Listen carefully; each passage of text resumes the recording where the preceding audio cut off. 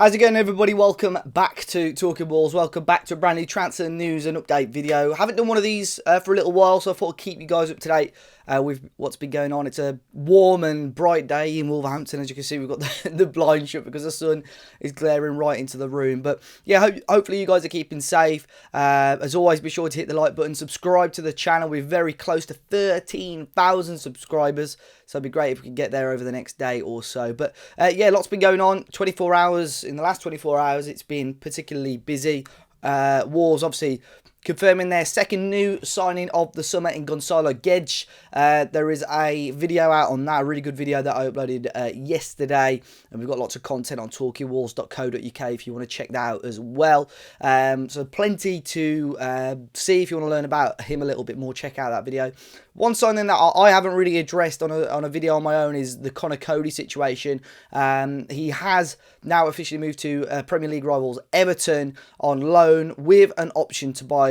Unknown right now what that sort of fee is on that option, but a lot of people closer to the club saying they'd be very surprised to see Conor Coady back in a Wolves shirt again. It's probably one of those where if Everton stay in the Premier League, or if he makes a certain amount of appearances, it will become an obligation.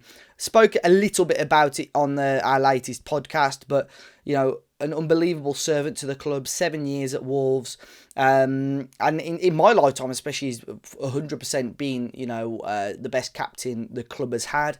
And I think anyone in probably my generation, really, we have been very lucky over the last few years. I know there's been discontent, you could say, with the board and so on, but we can't argue this is the best squad, or over the last couple of years it is the best football and the best team that we've seen at Molineux for a long time. And Conor Coady's been the captain all throughout that, so it's going to be a huge loss, but things have to change, things have to move on, and I think it is a move that's best for all parties. I know a lot of neutral football fans or outside football fans can't understand the move because Conor Coady was such a ever present in the Wolves squad, but if you know his situation, he wants to be playing football, he wants to be getting minutes ahead of the Winter World Cup. It makes sense, and Everton needs some consistency in their back line, so it's a move that suits all parties. His kids play for Everton, he's got a lot of family up in Merseyside as well.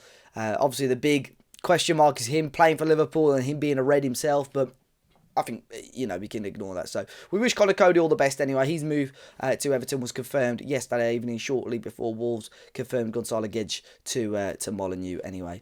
A few more stories. A lot of strikers being linked with Wolves, which I suppose is a good sign. It's been reported that Wolves still want to bring in a number 9 as well as yesterday's signing.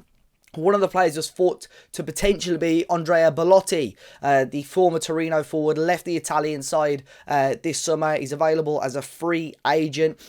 If you remember, he played really well against Wolves, scored a couple of goals in our Europa League tie against Torino a few years ago. Since then, he struggled a little bit with fitness and injuries. His goal tally hasn't been as strong as it was, but he's been available on a free, and reports in Italy suggested that Wolves had offered him a decent contract to join the club. However, it said that he's holding out to stay in Italy, and it looks like Roma are going to be the club that he moves to eventually. So Andrea Belotti to Wolves looks like it isn't going to be happening. Other strikers, I know Michy Batshuayi has been spoke about. We spoke a lot more in depth about him in last week's transfer podcast. I know people will comment on this and have been tweeting me, is there any update? As of yet, no real update on Batshuayi. You would have expected something like that to accelerate a little bit more, but the start of this week's been very quiet in regards to striker news, if I'm honest. One of the other strikers that we were linked with is Bordeaux's Huang Bo, the South Korean forward. Wolves had initially bid around €3 million, apparently, which was rejected.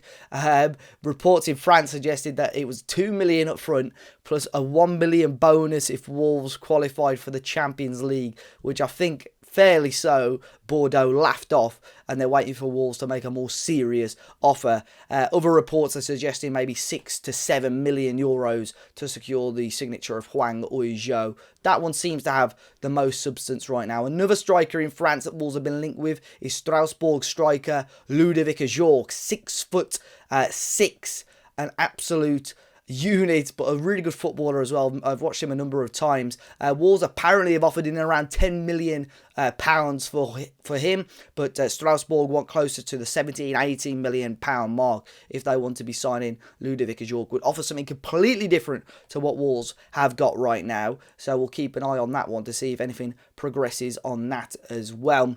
Patrick Katrone is still a Wolverhampton Wanderers player, believe it or not. Parma, who are in Serie B, are the latest club to inquire about him, so that's still early days on that one, but I can see Patrick Katrone leaving, and I would more or less assume he's going to be going back to Italy. Nico Gonzalez, the Barcelona midfielder who was linked way earlier in the summer. It was said a while ago that Barcelona wanted to keep him, but with the situation now with Frenkie de Jong, Marian Pjanic has sort of come back into favour at Barcelona. They're open to loaning Nico Gonzalez out. Mail in England reported that Wolves are in talks with Barcelona about a loan deal, but I think they sort of just took that off another report from last week. But as of today, it looks like Valencia who are going to be signing Nico Gonzalez on loan from Barcelona. So, if I'm honest, this one does not look likely. But another central midfielder or another sort of attacking central midfielder / winger that Wolves have got is Morgan Gibbs-White. It's been crazy, the speculation about this guy over the last week or so. It's been reported that Wolves rejected a really hefty package up to £35 million from Forest for Morgan Gibbs-White. It was about £25 million up front with £10 million in add-ons.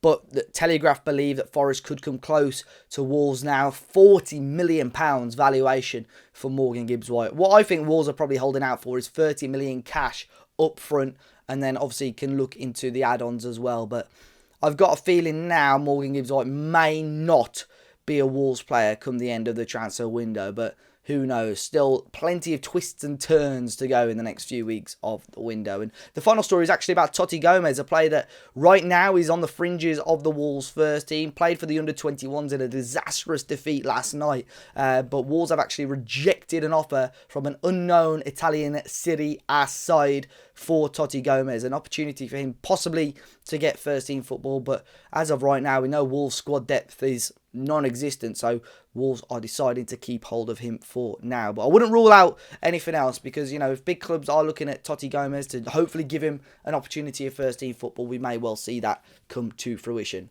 As always, guys, let me know your thoughts on today's news stories and rumours in the comment section down below. Loads of exciting content coming up this week, so hit the like button. Like I said, subscribe to the channel so we can get that 13k subscribers, and enjoy the rest of your week. But until next time, I'll see you all very, very soon.